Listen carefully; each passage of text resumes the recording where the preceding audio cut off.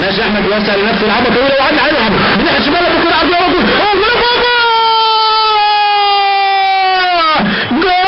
وبيفوز. شوف واحد ضد واحد وخد المدافع في ظهره وسايب ورايح في الجول. شوف اليماني، شوف اليماني، نجم كبير، نجم كبير، ده ثمنه هيوصل.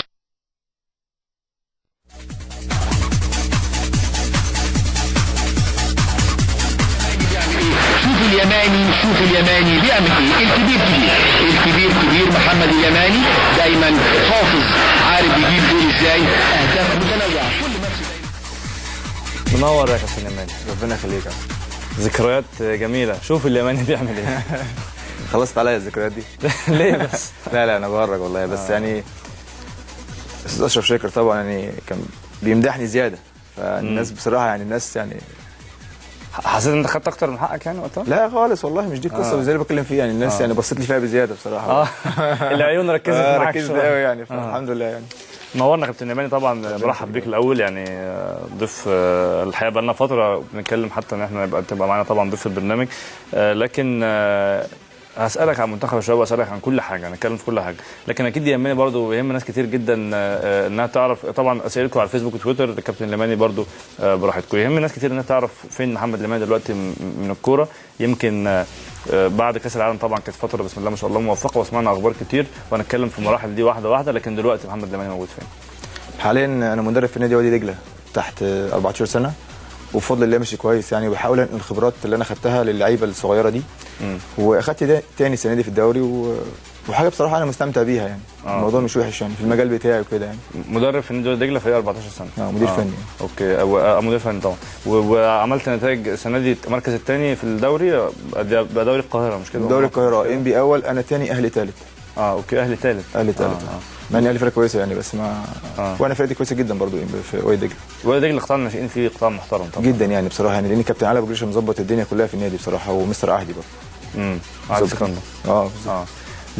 ظلمت في حياتك في حاجات يعني حاجات صغيره قوي، بس فاهم بالنسبه لي كبيره. مثلا تروح تقول لي فرقه مثلا عايز اجي العب معاكي او حاجه زي كده، او ايجنت مثلا يضحك عليك، او انت فاهم نظام وكلاء اللاعبين يعني، يقعد يعشم فيك واصلا ما فيش حاجه يعني. عشان كده انا بكره الفئه دي. هو مش كلهم وحشين يعني، فئه قليله منهم اللي هم يعني ايه كويسين، والاغلبيه كدابين، بيكذب عشان يوصل لحاجه. او لو في مصلحه منك خلاص يبقى معاك، مفيش مصلحه منك هيقول لك كلام مثلا يعني ايه يسكتك بيه كده وخلاص ويهديك وبعد كده خلاص. بالرغم انه رافض ان هو يقول لك الحقيقه وخلاص يعني، مفيش حاجه وانت عارف راسك من رجلك. عكس مثلا الناس في اوروبا، مفيش حاجه عادي، بيقول عادي يعني. مفيش اي مشاكل. حتى لغايه دلوقتي علاقتي كويسه بالناس اللي كانت سفرتني ولعبوني بره. واحد اسمه روجيه هاورتيه ده اللي سفرني وسفر ميدو، لغايه دلوقتي بتكلم معاه يعني. بتبان علاقتك مع الناس ايه بالظبط. راجل محترم بتتكلم معاه يعني. انا حاليا في الوقت الحالي ما بكلمش اي حد من وكلاء اللاعبين، ولا عايز اكلم مع حد فيهم بصراحه اللي هنا موجودين في مصر. بس يعني وعموما كنت اخر فتره كنت في مالطا، كنت كويس جدا بفضل الله يعني.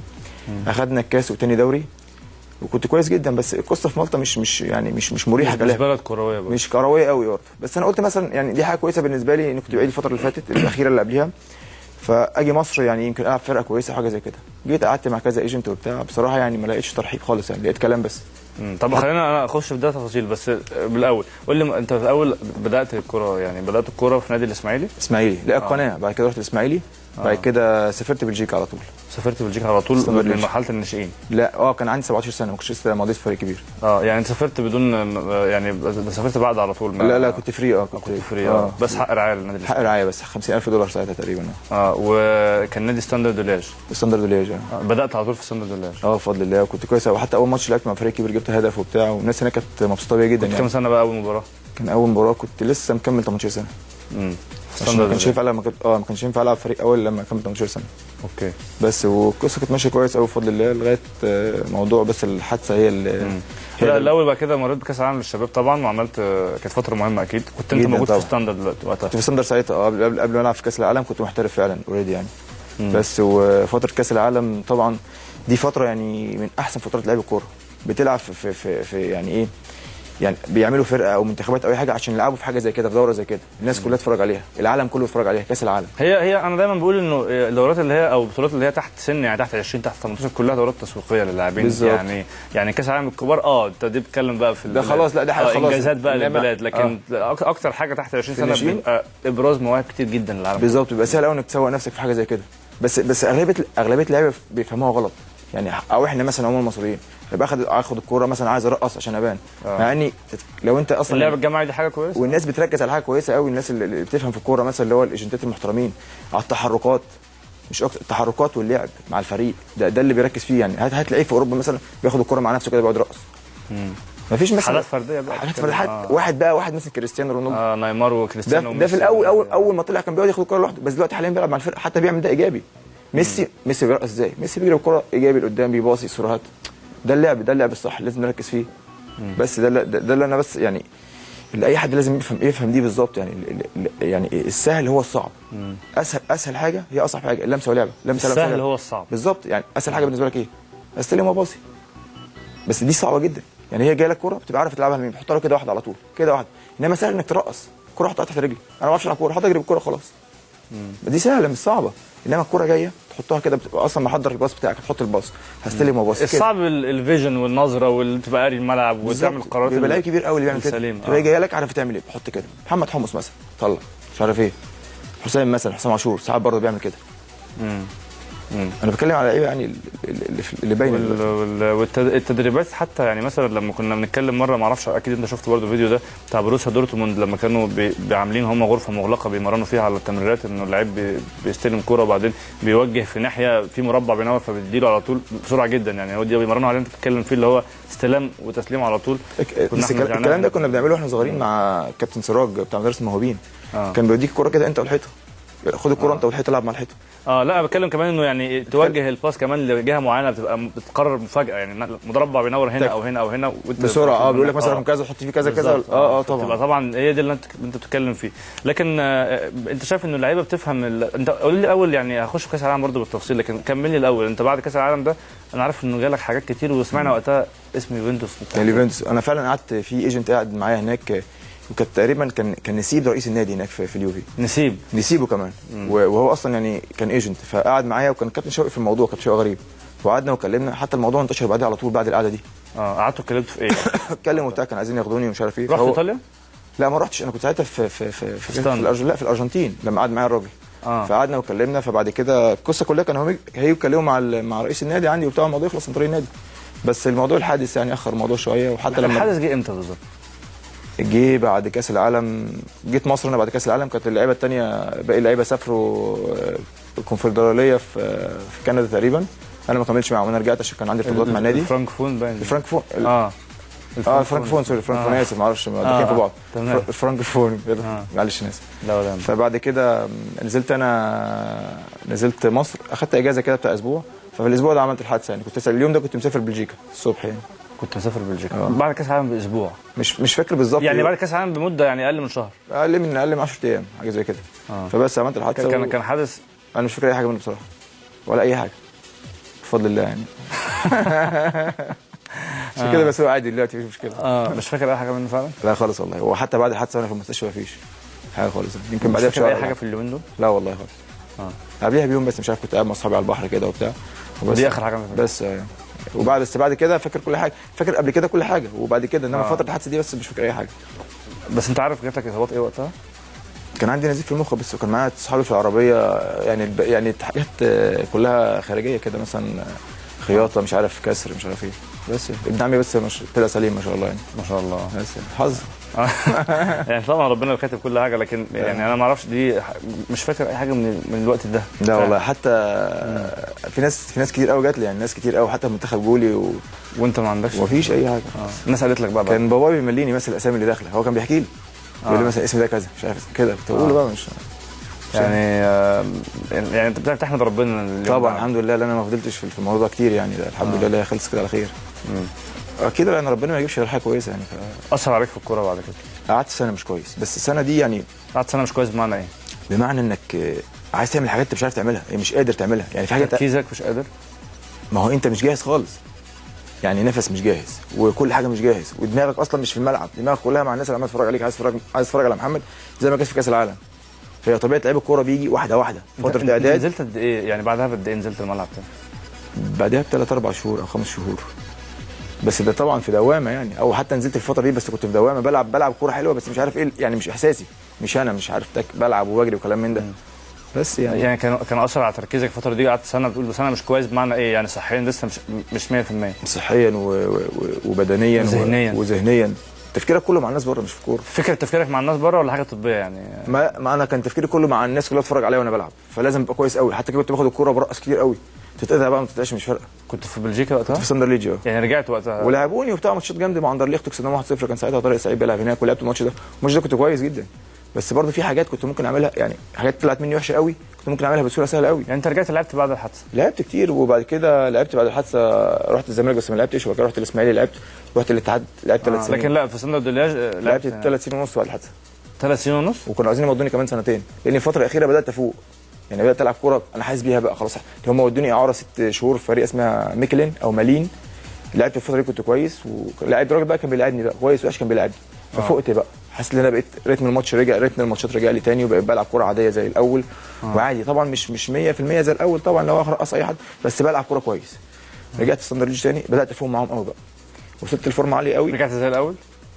انا بوجهه نظري كده، لان لعيب الكوره انا بحس بنفسه، بس الناس عايزه تشوفني دايما كويس، فما ينفعش تشوفك دايما كويس. انت ماتش ممكن تبقى 10 ماتشات كويسين، ممكن تبقى 25 بعديها ولا 3 كده يعني، مش دايما تبقى ثابت.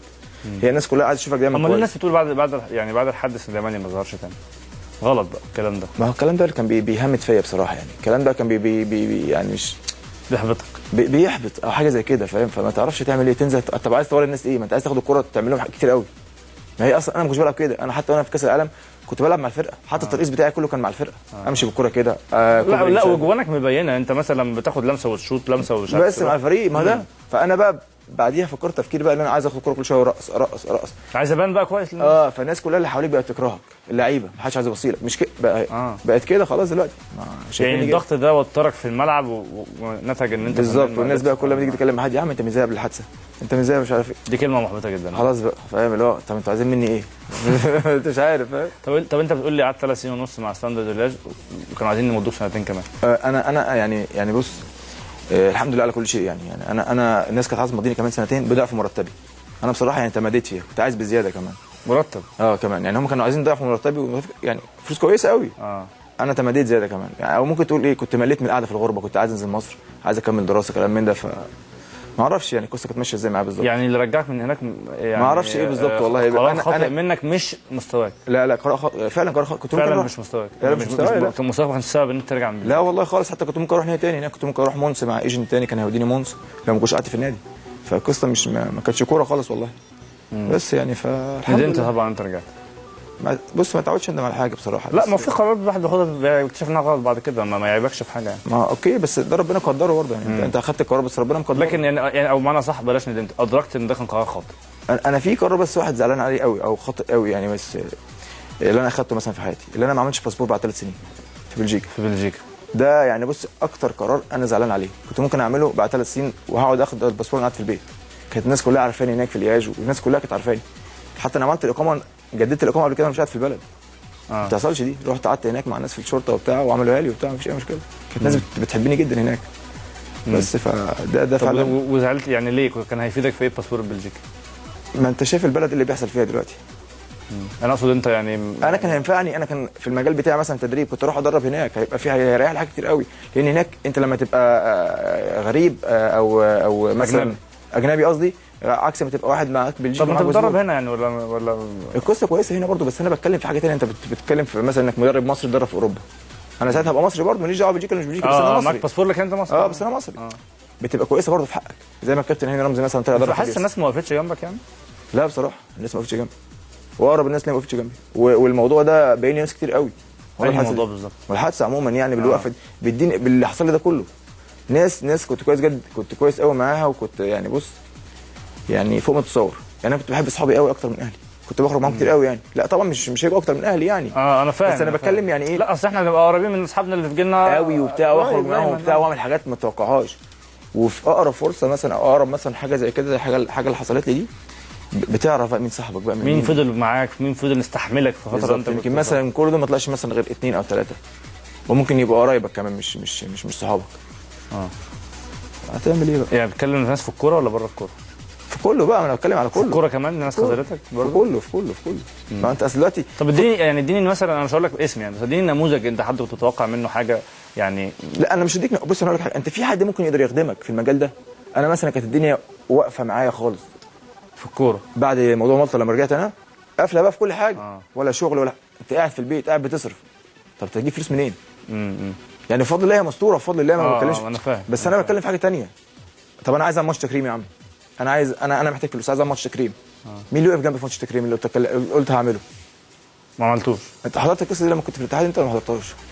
لا انا بحضر قصص انه في يعني لعيبه بتطلب. لا انا رحت قعدت مع كابتن علاء عبد العزيز، وحتى مستر بوب برادلي وافق، كنت عايز اعمل ماتش منتخب مصر وماتش نادي الاسماعيلي. بس القصه بتاعت بورسعيد الاحداث اللي حصلت دي هي اللي جرت الموضوع. بس ما لقيتش اي حد من الناس اللي انا اعرفها مثلا اللي هي ممكن خلص الموضوع خلصه. في ناس ممكن تعمل كده خلاص يخرج بشكل كويس ويبقى فيه دخل كويس ويبقى فيه كل حاجه كويسه كل حاجه كويسه. بس فين دي الناس دي؟ فين الناس اللي كانت معاك وانت في كاس العالم يجروا وراك يعني؟ ناس اسامي معروفه، لا اسامي معروفه في اتحاد الكوره، ناس معروفه في اتحاد الكوره، اسامي معروفه اللي هو ممكن يعمل لك اي حاجه انت تطلبها. بس ما دام انا في حاجه كده انا عارفها، ما دام انت مفيش مصلحه من وراك او انت مش في الصوره خلاص ما عادش. انت نجم منتخب مصر وبيجيبوا جون في كاس العالم، حبيب قلبي حبيبنا حبيب قلبي. هي كده، هي الدنيا دي فعلا كده. فبس الحمد لله الواحد اتعلم بدري شويه يعني شايف انه لسه بدري يعني؟ انا شايف لسه بدري، انا دخلت في مجال تدريب صغير 31 سنه. فبفضل الله يعني ربنا يكرم ونشوف القصه ايه بالظبط. انت صعبان عليك ان انت 31 سنه وبطلت كوره؟ والله انا شايف ناس بتلعب، انا مش عيب فيها، بس ده رزقها. بس في كورتها قليله قوي يعني حتى ناس والله العظيم ناس بتقول لي انت اللي بتلعبش لغايه دلوقتي. انا بلعب معاهم في الشارع شايفيني بلعب ازاي، او بلعب في النادي مثلا مع اللعيبه، او بلعب في كذا مكان، فالناس شايفيني بلعب. ممكن ترجع تلعب تاني؟ بس انا بصراحه خلاص كده يعني التدريب خلاص كويس قوي. انا مش هروح اهين نفسي تاني مع الناس عشان العب يعني خلاص كده. انا كان جاي لي وانا بدرب الفرقه، جالي العراق من بعد تدريبي للفرقه ب3 شهور. كان في فرقه في العراق عايزاني وكده. بس ما سافرتش يعني الحمد لله. ممكن ترجع تلعب تاني؟ ما تسخنيش بس. انا بسال سؤال يعني لان انا حسيت اجابتك فيها حته كده من الداريه، يمكن لما اسالك تاني تكشفها شويه. ما اعرفش اصلا، صعب ممكن الكوره اصلا تبوظ في مصر تاني. انت ما تضمنش القصه ايه بالظبط. ربنا يستر بقى 30. بس انت يعني وحشك انت 31 سنه. انا بحب اللعب، انا بلعب مع اصحابي على طول. انا بحب اللعب جدا. انا مثلا يعني ما ببقاش لما ما اتمرنش ولا حاجه في الاسبوع او ما اعملش اي حاجه، اجري مثلا، العب جيم، اي حاجه، بحس اني متضايق او مخنوق. انت فاهم القصه؟ اتعودت على حاجه اتعودت عليها لازم اثبت عليها. بس الفتره بعد كده رجعت من بلجيكا لانك قلت يعني اخطات شويه في تقديرك المادي للموضوع، فهم ما وافقوش بس يعني وبعدين كنت مليت من الغربه وعايز تكمل دراستك. خروجات بقى بخرج كتير قوي واسهر كتير قوي، فاهم؟ فالموضوع قوي. يعني ايه، بنخرج مثلا لعيبه كوره مع بعض، مثلا ايميل امبنزا، عارف ايميل امبنزا طبعا؟ بيلعب في منتخب بلجيكا. اسمراني كان حبيبي، اسمه الفيرويد، كان حبيبي. كنا كده واللعيبه مع بعض مثلا، وبتوع بروج، فريق بروج ومش عارف ايه، اللي هو مثلا الناس اللي معروفه في الفرق، كنا نروح مثلا في مكان مع بعض. انت معروف بتخش المكان خلاص بقى مكان تبعك بقى معاك انت بس نجوم داخلين مجموعه نجوم. خلاص الموضوع بقى معاك بقى بزياده، فاهم؟ ممكن يعني مره ماشي في الشهر ماشي، انما بقى معاك مثلا كل اسبوع مثلا مرتين في الاسبوع، لقيت العمليه بتسرح منك قوي، فاهم؟ الموضوع سهل قوي بره. وانا يعني حسيت ان القعده بره برده مش صح لان انا كمان انا مسلم. الموضوع هيفلت مني قوي. فقلت لا بفضل الله انت قررت تصون نفسك وترجع يعني. بالظبط بفضل الله. يعني انا خدت قرار كده شويه، بس مش هقول لك انا يعني انا برضه انا بشر. يعني فاهم؟ يعني ده جالي مثلا مع موضوع مثلا الملل اللي انا فيه وعايز حاجات كتير بقى، عايز انت ترجع. رجعت على النادي، على انهي نادي؟ على الزمالك. وبصراحه يعني عملوا فيا موقف مش كويس ابدا يعني. مش كويس؟ رحت الزمالك ما ايدنيش اصلا. دراجوزلاف ده كان بيلعبني ديفندر وكنت كويس معاه، لعبت مفيش مشاكل. ديفندر؟ والله وكنت كويس معاه ودخلني في ماتشات وديه وجبت جون مش عارف ايه. فالمهم ما يدونيش يعني. كابتن ابراهيم يوسف كلمني قبل التأييد بيوم عشان انزل عادي، كان عادي ساعتها 525,000. قلت له يا كابتن مش هنزل وبتاع، مش هنزل عادي مش عارف ايه، بس فما يدونيش. فمشيت بعدها ب6 شهور رحت الاسماعيلي. يعني انت كملت 6 شهور مع النادي ولا ما كملتش؟ بقى رحت مرات مع الاسماعيلي بقى. يعني انت ما تأيدتش فضيعوا عليك فتره القيد. بالظبط. لا والله. والله. فحتى الشقه اللي كنت اخدها في هناك في العجوزه كنت اللي بدفع حسابها يعني، حتى المفروض النادي يدفع، انا اللي كنت بدفع. بس يعني ربنا. خدتش فلوس من نادي الزمالك؟ لا اخدت مقدم تقريبا بس حوالي 80,000 او حاجه زي كده. اوكي. وبعد كده رحت النادي الاسماعيلي. رحت النادي الاسماعيلي بس. وبعد كده قعدت في الاسماعيلي 6 شهور. بس ما لعبتش برضه؟ لا لعبت شويه مع الاسماعيلي، لا لعبت كويس، لعبت حتى الفتره اللي كنت كويس مع الاسماعيلي. وكانوا بس ساعتها العثمانيين مشوا، فابراهيم بيه عثمان واسماعيل بيه عثمان، فكان جه مش فاكر مين اللي جه توفى هو دلوقتي، عبد الغني احمد غني تقريبا حاجه زي كده مش فاكر اسمه ايه. فتوفى يعني، فكانوا عايزين نمضي في النادي ما باخدش فلوس يعني، ما العب ببلاش. والله قال لي كده، كان كابتن اسماعيل حفني قاعد معايا، وتقريبا كان كابتن حمزه الجمل مش فاكر والله، وتمضي من غير فلوس وكلام من ده ومش عارف ايه، تخدم النادي وبتاع. قلت لهم لا يا جماعه ما العبش كوره ببلاش مش عارف ايه، بس ومشيت من النادي. رحت فين بعد كده؟ رحت الاتحاد السكندري، قعدت 3 سنين هناك. لعبت كوره في نادي الاتحاد؟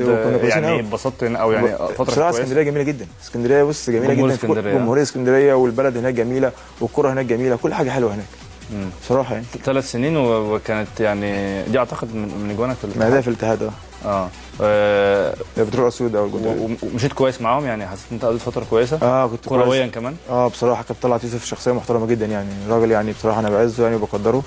ده مع مش فاكر اسمه بوب زلاف تقريبا، مش عارف اسمه. اوكي تمام. بس شخصيه محترمه جدا الراجل ده برضه. بس ده ما خدش حقه في النادي بصراحه. لكن كانت فتره يعني ارتبطت بالجمهور وكده 3 سنين. اسكندريه جميله. انا اسكندريه. طب ليه ما كملتش لما هي الدنيا كانت كويسه؟ كابتن طه بسري هو كان عندي يعني في عادي كان في سنه كمان، بس هو ما هو يعني فضل انه يمشيني اخر سنه، ما كانش عايزني معاه في التيم بتاعه. بس يعني فانا احترمت رغبته ومشيت. بس بعد كده كان جاي لي الاولمبي، فقعدت مضيت مع الناس عادي بتاع، فلا كانوا عايزين نمضي، في لعيبه كانت قاعده بتمضي، فقلت لهم مش همضي لما اخد فلوس. ما ده تعاقد عادي طبيعي يعني، انا ما بتكلمش في اجراء روتيني مش حاجه طبيعي اقتراح يعني. بس يعني يبقى كده حقك وحقي. فقال لي لا مش عارف ايه، قلت له خلاص مش همضي بس. فهم ما مضيتش، فبعد كده رحت مضيت في الشمس مع كابتن اشرف قاسم، قعدت 6 شهور. بعد كده سافرت بعدها الصين. بس ما كملتش يعني، لو قعدت بس فتره اللي هي فتره الاعداد. الاعداد دي بس وبتاع، بس الدنيا صعبه قوي هناك من ناحيه صعبه، اكل وجو وكل حاجه. صراحه انا تاقلم المعيشه في الصين مستحيل. صعب. المهم رجعت يعني. محسن ابو جريشه بان برضه. كنت لسه اقول لك والله الله يكون في عونه. هو هناك دلوقتي؟ انا لا رجع هو في تليفونات بني سويف دلوقتي. بالظبط. بقاله فتره لخبطينا يعني تليفونات. هو كان قضى فتره كده هناك. بالظبط. حتى ما هو اللي كان جايب لي الموضوع محمد محسن والله. والله. اوكي. بس فرحت راجع. سافرت بقى كذا سفريه مع احمد مطر. ايجنت كده محترم قوي، ده بقى من الناس المحترمه جدا. ما بيتكلمش فلوس ولا في اي حاجه بصراحه. لا انا عارفه، هو صديقي كمان يعني. والله شخصيه محترمه جدا احمد مطر. المهم فسفرني كده سفريه يعني، رحت فنلندا، كنت ماضي عادي من هنا قبل ما اسافر. رحت فنلندا ورحت المجر ورحت سلوفاكيا. المجر دي جت كده اصلا يعني، ما كنتش رايح في انديه كتير قوي يعني. سلوفاكيا كل دي انديه لعبت فيها. سلوفاكيا المجر لا المجر لعبت ماتش كده، كنت رايح اصلا يعني مش رايح للمجر، كنت رايح سلوفاكيا اساسا، الفيزا بتاعت سلوفاكيا. فجاء في النص كده، فرحت رايح عليهم، حتى لعبت معاهم شوط كده ورحت ماشي على سلوفاكيا على طول، ما كملتش معاهم. ولعبت في سلوفاكيا؟ لعبت في سلوفاكيا شويه. وكان موسم كويس يعني في الاوائل كده، بس بعد كده مشيت تاني برضه. رحت رايح ماضي عقد مع فنلندا، وسافرت من هنا رحت فنلندا. اول ماتش في فنلندا هناك جبت جون وبتاع. ومشيت كويس ولا برضه يعني ما كملتش برضه؟ ما القصه بقى برضه نفس القصه. القصه ايه بقى يعني؟ ايه اللي بيحصل؟ اجي اقول لك مثلا انا عايز مثلا مركز فيرود صريح قدام، انا مثلا باجي العب تحت شويه مش عارف ايه، فهو مش عايز المركز ده. فاهم؟ تقعد معاهم شويه بعد كده يجي يقول لك الكلام ده متاخر يعني، فاهم؟ مش يقول لك بدري، يقول لك متاخر. بس مش قصه، بس الناس بصراحه كانت كويسه. في اخر مالطا بقى. مالطا دي اللي رحت على طول، لعبت على طول، كملت السيزون كله معاهم. موسم كامل؟ لا اللي هو الفتره اللي رحتها اللي هي بتاعت الدور الثاني. لعبت كام ماتش؟ جبت كام جول؟ لعبت مش عارف والله، كان 4 ماتشات او كده هم اللي باقيين يعني. بس عملت جوان، ما جبتش جوان بصراحه. اوكي عملت بس جوان. يعني دي القصه كلها، وحتى كانت جوان في يعني ماتشات مهمه يعني. اتضايقت في الاخر ان العمليه يعني زي ما بيقولوا كده لطشت شويه يعني، بقيت من نادي لنادي. حسيت ان انت كان المفترض تبقى وضعك احسن من كده في الكوره؟ ما انا لو بصيت لها كده ازعل قوي يعني. فانا بصراحه كنت مكبر دماغي شويه يعني، بقول الحمد لله قدر الله ما شاء فعل، وما بزعلش على حاجه بصراحه يعني. بس في وقت بيجي عليك كده تبقى قاعد مع نفسك كده ويصعب عليك نفسك بصراحه. تيجي بص مثلا على اللعيبه اللي كانت مثلا اقل منك، او فاهم اللي هم مثلا كانوا بعيد قوي، ما بتكلمش ما بقابش فيهم ككوره يعني، ان هم كانوا بعيد اساسا يعني، ودلوقتي مثلا تلاقيهم نجوم. يعني ربنا يبارك لهم في كل حاجه يعني، انا ما بحسدش ولا حاجه والله. يعني ربنا يبارك لهم، بس انا بتكلم يعني كان نفسي ابقى كده، بس الحمد لله على كل شيء يعني، قدر الله ما شاء فعل. برضه يعني بتركز او يعني بمعنى اصح مهمه او ليها دور بارز الناس اللي ما ساعدتكش يعني، كان ممكن ازاي ممكن حد يعني يقف جنبك، او توقعت الناس تقف جنبك ازاي وما لقيتش ده؟ انت في ناس بتودي لعيبه انديه وهي ما عندهاش فكره، بس عشان ده ابن كذا، ده قريب كذا، ده مش عارف تبع كذا، بتبقى خلصانه. في ايجنت بيبقى ليه شغل مع المدرب، خلاص في مصلحه مع بعض، بتبقى خلصانه كده. انا ما قلتش كده خالص، انا قلت يا عم انك تاخدني تشوفني، ما قلتلكش خدني انا مش انا دلوقتي انت عادي مثلا كام؟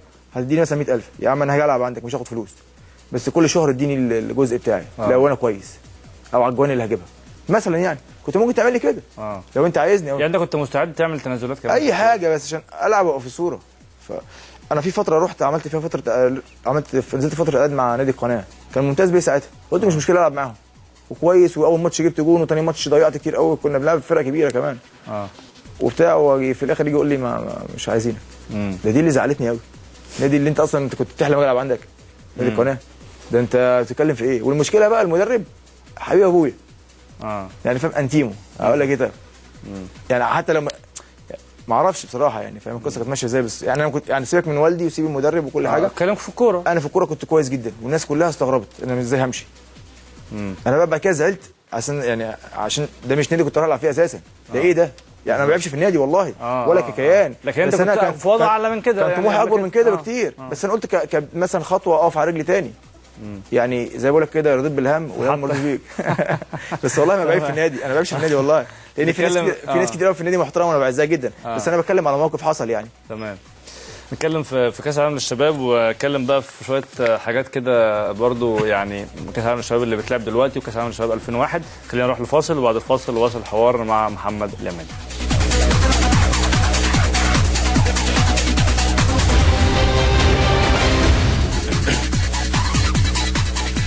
لسه معاكم في ملعب العاصمه. هاخد بعد شويه هاخد اسئلتكم على الفيسبوك وعلى تويتر برضو، بفكركم وهنزل اللينك على الشاشه اللي حابب ان هو يتواصل مع كابتن محمد اليماني واللي يوجه له اسئله، وجات فعلا اسئله كتير لكن هاخد كل مره واحده في الاخر زي ما متعودين يعني. كاس العالم للشباب اللي انت لعبته، عشان هنتكلم بعد كده على كاس العالم للشباب اللي دلوقتي، وهخليك برضو انت توجه كلام للعيبه، لانه اكيد خبرتك في كاس العالم دي كانت كويسه وعملت ما شاء الله بصمه كويسه جدا. فاكر الذكريات اول ماتش مع الارجنتين؟ لا اول ماتش كان جامايكا اوكي. اول ماتش كان جامايكا ضيعنا فيه كميه انفرادات 0-0 انفراد، يعني الكره تبقى 100 جون ورجع له فيه تاني. والله العظيم انا مش متخيل يعني انا كنت بلعب كده ازاي. بس احنا الفرقه كلها بفضل الله كانت كويسه قوي قوي، بنلعب كوره كويس قوي قوي، بص بنروح على جون كتير، وانتوا جيل مرعب برضه، جيل بصراحه كان بص في كل مكان كان في واحد يعني معروف، حتى من قبلها كان في كذا واحد بيلعب فريق اول فرقته هنا في انتوا كنتوا صبحي في الجون، صبحي وكان في حسين امين وكان في شعبان محمود وكان في حسام غالي وابو المجد وابو مسلم، وكان العتراوي برضه، عمال افتكر العتراوي ليبرو ومحمود وحسين، وبعد كده حسام غالي، بعد كده ابو المجد وابو مسلم وجمال حمزه ورضا شحاته وانا قدام برضه شحاته طبعا. وكان في تغييرات بقى، وكان شيتوس كان بينزل على طول، شيتوس ساعات كان بيبدا وساعات كان بينزل وكان ابو واحد كان بينزل محمد عبد الواحد على طول، كان بينزل بدل شحاته بالظبط. ولسه في اسمين ثلاثه كمان يعني، بس في ابو جريشه كان معانا برضه، ابو جريشه وكان معانا عادل مصطفى بس كان بره خالص، عادل ما كانش كان قاعد بره في المدرج، وعمرو حسن كان في المدرج برضه. مين؟ عمرو حسن بتاع بتروجيت. اوكي عمرو حسن وامير عزمي كان معانا. امير عزمي صح مظبوط. قول لي يعني اول مباراه مع جامايكا بدايتك كانت يعني برضو النتيجه ما كانت زي ما انتوا عايزين خالص. انت بص اول ماتش بتلعب في كاس عالم قدام الدنيا كلها، بيبقى في طبعا في رهبه كده، في توتر، بس احنا نزلنا بصراحه لعبنا كوره مش عارف، كنا بنلعب كوره كويس قوي ما قلقناش حاجه، بس انا مش عارف ايه اللي كان حاصل لي في الماتش ده. طلع من ايده جون بقول لك برجع فيه ثاني، حتى راحت لابو جريشه جون، يعني ده جون جبناه، الحكم قال لك لا اوف سايد، ما اعرفش ازاي، كور ثانيه كتير اشوط مش عارف ايه برضه، دي الماتش ده خالص شويه قوي كانت كده واقفه قوي. بس بعد كده ماتش الارجنتين اللي بعديه على طول جبت انت جون في الارجنتين في اول 5 دقائق. ده اول 5 دقائق جون. بعد كده 10 دقائق 3-1 ليهم. بعد 5 دقائق 1-0 ليكم، بعد 10 3-1 ليهم. سافيولا بقى والله سافيولا كنا، بس كان كلها غلطات دفاعيه، مثلا مش عارف مين يباصي، حسام غالي تقوم مقطوعه ورايح، هو كان سريع قوي سافيولا، كان ساعتها راح برشلونه في الفتره دي، تريك جون. جاب كام جون هو سافيولا؟ جاب 3 في الماتش ده. 3 في الماتش ده، بس مش فاكر في البطوله كلها جاب كام جون، بس هو اخذ هداف البطوله، انا اخذت ثاني هداف. احبطته جدا من 7-1 دي. احنا عملنا ماتش كويس قوي على فكره، ككوره لعبنا كويس قوي، بس السبع نتيجه كانت كبيره قوي، وفي الماتش كويس قوي، كسرت 7-1 ازاي مش فاهم. ما اعرفش والله. سيبك من كده، انا بتكلم هي في غلط، انا بتكلم هي الغلطات كلها دفاعيه. يعني كنتوا بتغلطوا غلطه وضيعنا جون، مش ضيعناش، ضيعنا جون. بعدين انا ضيعت على الجون كذا كوره على الجون. بس غلطه بجون فينا على طول. مثلا محمد صبحي برده ما كانش فيها في الفتره دي، فكانت غلطات منه برده صغيره كده كانت بتخش برده. بتدي انت برده حاجه جامده في النص كده. لازم. صبحي الصبح هداف البطوله محمد صبحي. بس فبقول لك 7-1 خلاص بقى بتعادل الماتش وخسران الماتش، خسران 7. لا بس خلاص 7 دي خلاص بقى. سيبك من كده، انت اصلا يعني انت الكلام ده لو انت في مصر هنا انت مش هتطلع من باب بيتكم، مش يعني يعني باباك او مامتك مش هيطلعوا من البيت. فاهم؟ احنا بفضل الله كنا في الارجنتين وبعيد ومفيش جرايد بقى ولا اي حاجه، وساعتها بقى ما كانش فيه نت ولا الكلام ده ولا الموضوع سهل. الانتشار ده بقى ولا الموضوع سهل دلوقتي تلاقي مثلا حد يكلمك على الواتساب او مش عارف على ايه. حد مثلا بيعكن عليك، كان الموضوع صعب قوي. التليفون بقى مش في دماغنا بقى. بس انتوا تخيلتوا ان انتوا خرجتوا اكيد. كابتن شوقي بقى يعني بصراحه عاملنا كويس قوي الفتره دي. خرجنا بالليل ونسينا الماتش خالص وبتاع، وتعاملنا كاننا مفيش اي حاجه، ومركزين في الماتش اللي جاي بس هنكسب، بس مفيش حل قدامك غير انك تكسب. كان مين؟ كان فنلندا. نزلنا بفضل الله كسبنا، كان وائل شيتوس وجمال حمزه. بس وعدينا الماتش اللي عدينا الدور ده. كان ماتش امريكا اللي بعديها كان وائل شيتوس جاب جون ضربه جزاء، وانا جبت جون كويس قوي، خدت الكوره من نص الملعب. برضه جبته في امريكا. بعد امريكا لعبنا هولندا، كسبنا هولندا 2 برضه 2-1، كان ماتش حلو قوي، جبت فيه جون برضه في هولندا الجون الثاني. بعد كده لعبنا غانا في قبل المربع يعني في الدور 8. تمام. خسرنا. لا مش غانا، ماتش غانا كنا صح تلعب يخسر الماتش، كنا نلعب على 3 وربع 2-0. غانا كسبت 2-0 خسرنا لغايه 2-0. بعد كده لعبنا مع باراجواي في الاخر، كسبنا 1-0. انا جبت الجول. انت كان جود فرق معاك في ترتيب الهدافين تقريبا. اخدت تاني احسن هداف. كنت الثالث بقيت الثاني. بعد سافيولا. انا كنت حاسس ان كله بيديك الكوره عشان تجيب انت الجول، مش عارف الماتش ده. ربنا كان الكوره كانت ماشيه اصلا. شوطه كده وراحت في حته قاتله. بس يعني ايه احلى ذكرى مثلا، او يعني ايه الحاجات اللي انت طلعت منها من كاس العالم دي برضه؟ قول لي يعني. بص يعني المنتخب كله، اللعيبه كلها، يعني بتكلم مثلا في الباص مثلا احنا قاعدين مثلا في مثلا مجموعه قاعده ورا مع بعض، مجموعه قدام. يعني مثلا كنت انا مثلا وائل شيتوس وجمال حمزه وحسام غالي محمد ابو جريشه والشريف اكرامي، كنا بنقعد مثلا في الكرسي اللي ورا مثلا.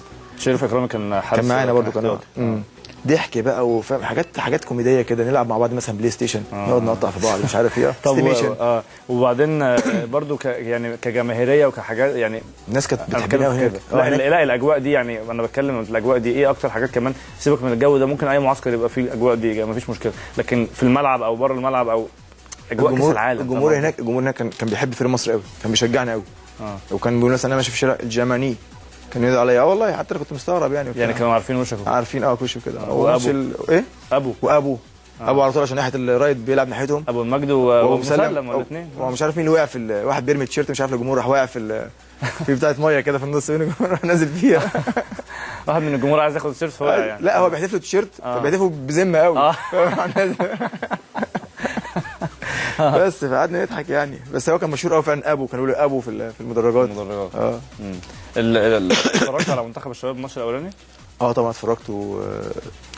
بصراحه يعني انا يعني احنا المفروض نكسب، يعني مش الحمد لله على كل شيء، بس يعني انت كسبان 1-0 في اول ربع ساعه وعملت اللي انت عايز تعمله، تلعب هجمه مرتده، عملت واحده جبت جول جميل. مش عارف بصراحه يعني انا شايف القصه كلها، يعني الدفاع بتاعنا عايز يظبط بس. يعني انا يعني بص يعني ايه، بص العرضيات كانت علينا بتبقى عامله ازاي. انا بتكلم على بس المسك بتاع المساكين بتاعنا. الفراوده هناك بتوع المكسيك كلهم قد كده قصيرين، بس بياخدوا كل حاجه. كور بيستلمها جامب كويس بتاع وحط جسمه كويس وبتاع. الجون الثاني جه ازاي؟ لعبها بدماغه لتحت، راح اخد الواد مرقص وشوط جون. بيرقص ليه؟ يعني سيبك اول حاجه على شيلي مش المكسيك عشان بس سوري على شيلي. منتخب شيلي. على شيلي انا اسف، معلش انا اسف. بس فاهم عمل ايه؟ يعني كانت سهله قوي فاهم يعني. لا هو الراجل حتى اللي جاب الجون الثاني ده قال لك كل ما اجي اهوش الشوط الاقي واحد مندفع. ليه بقى؟ ما عشان هو بيندفع. والعيال عندها حماس وطاقه بتوع منتخبنا. يعني بص اللعيبه كلها عندها حماس وطاقه وعايز يطلع حاجات اكتر من اللي عنده، فده هينعكس عليه. هو المفروض اصلا يبقى تقيل شويه، يركز شويه. مفيش واحد يعملها كده وتقوم رايح انت لعيب منتخب مصر، انت لعيب صغير ربيع او طلقه او اوكي انت فاهم قصدي؟ يعملها كده. بس الجيل كويس يعني، الجيل جميل بيلعبوا كوره جميله. بص جوان. بس انا عندي بس يعني بعقب على الفيرو بتاعنا احمد حسن.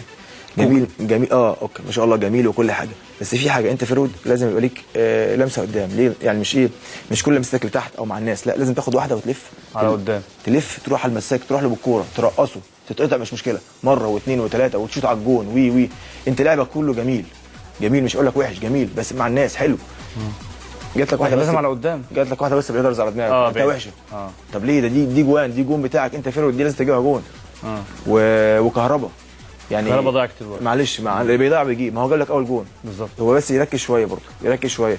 وتريزيجيه كان كويس ما كانش وحش. وسمير كان كويس اللي طلع الباك ليفت كان كويس، عمل واحده كده رقص وعمل ثرو برضه كهربا. يمكن الناحيه الدفاعيه ما كانش كويس. اوكي بس احنا بنهاجم مش وحش، احنا كويسين في الهجوم مش وحشين، كنا ممكن نجيب ثاني وثالث. بس هم الدفاع بتاعهم وحش قوي بتاع تشيلي كان اضعف حاجه فيهم، ما استغلناش ده احنا بالظبط. بس هم الهجوم بتاعهم منظم يعني. بص الجون الاولاني ازاي تك تك تك على الجنب، حتى عرضت لواحد جنبه كان ممكن يعملها الاثنين اللي بره كده جون برده، اتلعبت شويه راح واحد شايلها برده جون. هي خبطت طبعا وراحت لوب كده ماشي بس برده قبليها ممكن يحطها كده بروح جون بسهوله مش صعبه يعني. خلينا نروح لتركيا نشوف المؤتمر الصحفي اللي عمله الكابتن ربيع ياسين بالامس ولا النهارده مش عارف، النهارده تقريبا الصبح. بيتكلم على مباراه الغد مع منتخب العراق. تصريحات كابتن ربيع ياسين عن المباراه حصري طبعا على القاهره. هو بالنسبه للتفاعل عموما العمل مش من امبارح ولا من امبارح، العمل من نص ابريل انا بشتغل واجتهد وحاطط برنامج قوي جدا جدا وبشتغل عليه، بشتغل عليها والقدرات اللي اشتغلت بيها موجوده معايا. وانا دايما كل وقتي فيه عمل مش امبارح بس. فيوم المباراه ده مهم جدا، اعتقد يوم المباراه هو الفيصل دايما.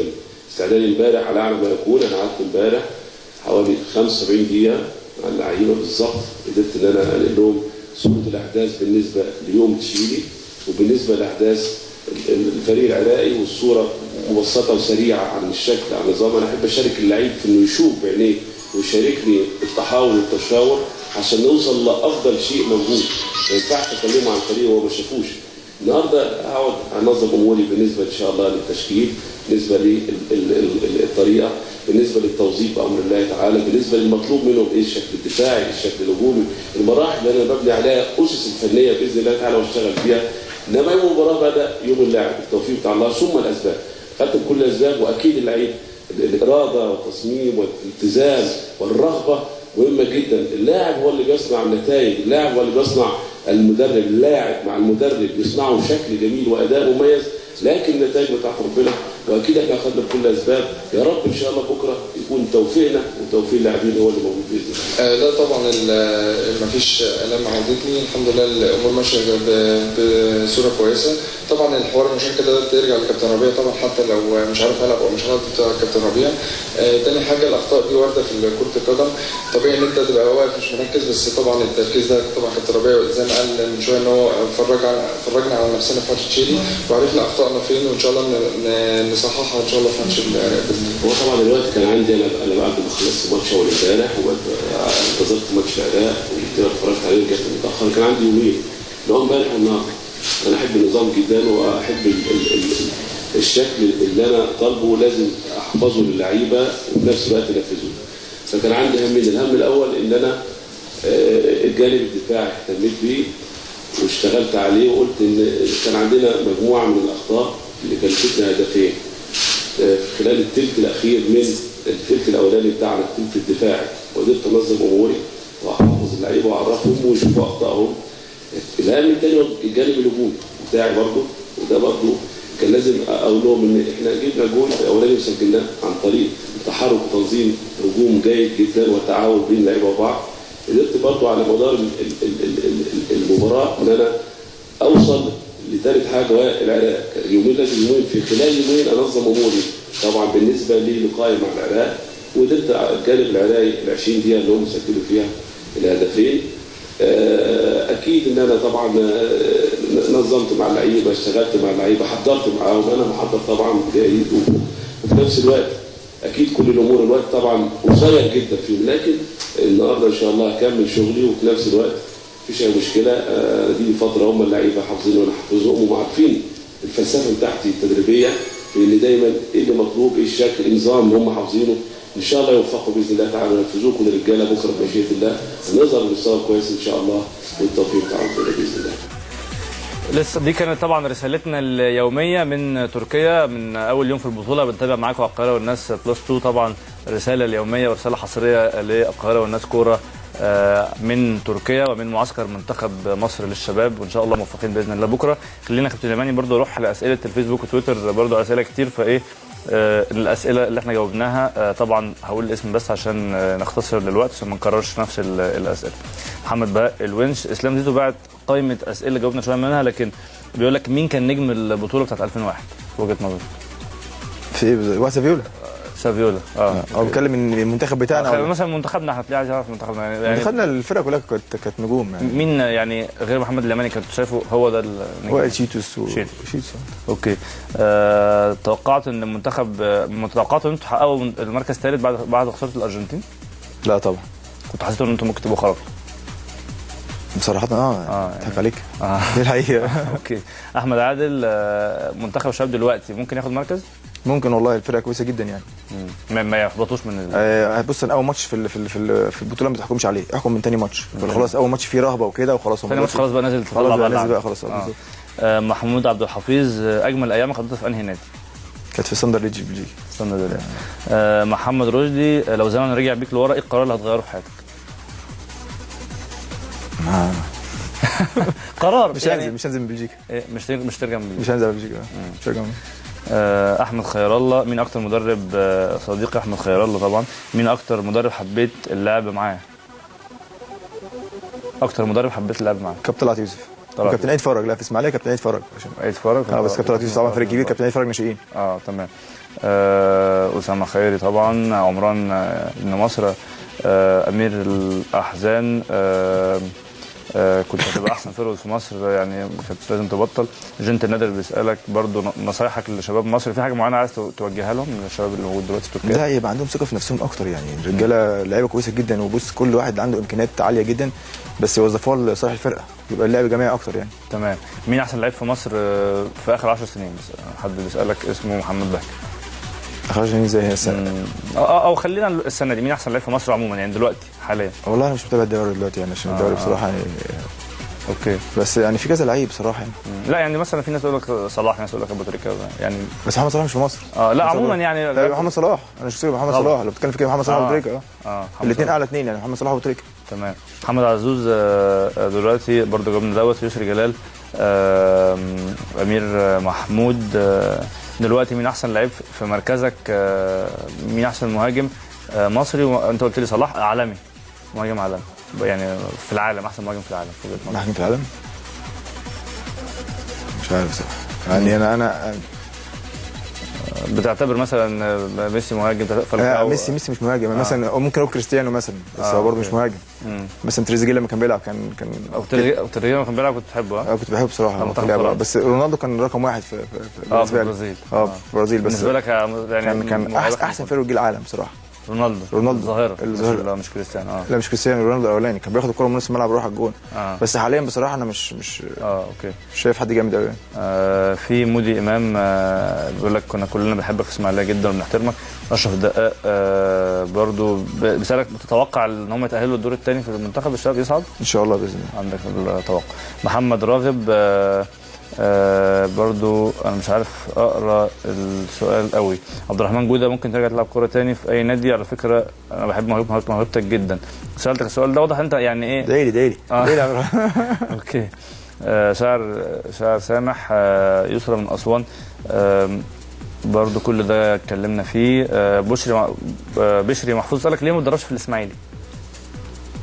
والله لا، الظروف في اسماعيليه دلوقتي مش كويسه يعني ولا يعني في النادي يعني. في النادي الظروف مش محتاجه احمال زياده بصراحه، وانا هروح هناك يعني مش هيبقى فيه كمان حتى بالنسبه لهم هتدرب ببلاش. يعني احنا مش هنضحك على بعض يعني. لكن دجله ناس ملتزمه في حاجه زي كده. لا بيقدروني بصراحه جدا يعني. وانا اصلا لما قصدت حد عشان اتدرب في دجله، قصدت كابتن علي ابو جريشه. هو اللي كان بيمرني في الاسماعيلي زمان. رحت اتكلمت معاهم في القصه دي يعني؟ لا طبعا. الراجل محترم جدا يعني. هو الراجل قصدته وبتاع، ودي السي في بتاعي. انا اصلا اخد دورات، اخدت الاساسيه والسي. اوكي. فداخل برضه معايا حاجتي، مش داخل اللي انا كده عشان اسمي محمد يعني. بالظبط، مش باراشوت زي ما تقول. فبس فالناس رحبت جدا يعني. تمام. مودي امين واضح ان هو حد من اللعيبه اللي معاك في دجله، بيقول لك ايه رايك في فريق دجله 98؟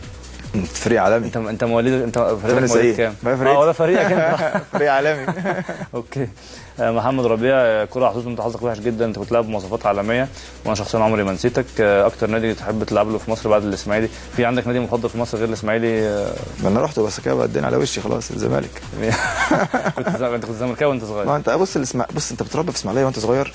اللي في الاسماعيلي نفسه تحب الاسماعيلي والزمالك.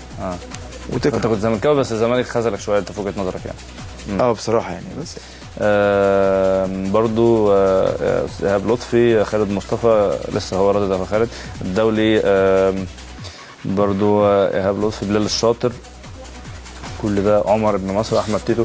طيب من تويتر بسرعه علشان انا طولت في الاسئله شويه لكن معلش. محمد لؤوشي، البوهيمي، احمد صلاح حسني فين دلوقتي؟ كريم نبيل ليك اتصال باحمد صلاح حسني؟ لا تقريبا بيلحن دلوقتي. برضو يعني لولا الاصابه كان هيبقى من افضل محترف في مصر كريم. خليه يعرف ان لعيبه انه من اللعيبه اللي مصر كلها زعلانه عليها برضو، ان كان نفسنا يبقى احسن من كده. الزيدي، يعني دي اغلب الحاجات اللي معانا. ساب الزمالك ليه؟ اتكلمنا برضو في دوت. ابراهيم محمد.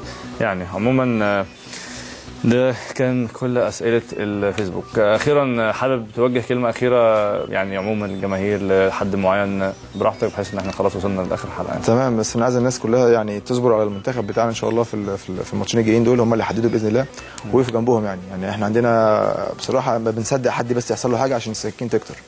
يا ريت يعني لا نقف جنب المنتخب وكابتن ربيع، لان الراجل تعب ولعبه كويسه قوي بصراحه يعني. ما فيش مشاكل. الماتش الاولاني نتعلم من اخطائنا، وباذن الله الماتش اللي جاي واللي بعده يبقى احسن، ونركز بس اكتر ان شاء الله. ان شاء الله. بشكرك كابتن يمان، شكرا جزيلا وسعدت بالحوار معاك. ربنا يخليك. انا اسعد والله. شكرا جزيلا. دي حلقه النهارده من ملعب العاصمه. بكره ان شاء الله حلقه جديده في نفس الميعاد الساعه 4 بعد قليل، برنامج اخبار العاصمه والكابتن شادي محمد. خليكم معانا.